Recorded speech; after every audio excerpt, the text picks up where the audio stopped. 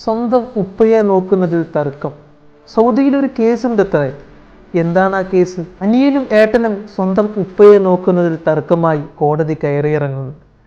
ഏട്ടൻ്റെ കൂടെയായിരുന്നു ഉപ്പ. അനിയൻ കേസ് കൊടുത്തു. നോക്കാൻ പറ്റുന്നില്ല എന്നല്ല, നോക്കാൻ കിട്ടുന്നില്ല എന്നായിരുന്നു പരാതി.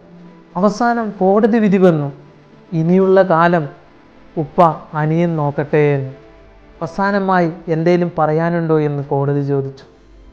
പറഞ്ഞത് കേട്ട്, ഏട്ടൻ പറഞ്ഞത് കേട്ട് ജഡ്ജി വരെ കരഞ്ഞുപോയി. എൻ്റെ സ്വർഗത്തിലേക്കുള്ള താക്കോലാണ് നിങ്ങൾ എന്നിൽ നിന്നെടുത്ത്. മാതാപിതാക്കളെ നമ്മൾ നോക്കണം. അവർ ചെറുപ്പത്തിൽ നമ്മളെ നോക്കിയ പോലെയല്ല, ഇതിനേക്കാൾ നന്നായി നമ്മൾ നോക്കണം. ഈ ഒരു കാലത്ത് എത്ര മാതാപിതാക്കളെയാണ് തെരുവിലേക്ക് വലിച്ചെറിയപ്പെടുന്നത്. നോക്കാൻ സമയമില്ലത്ര.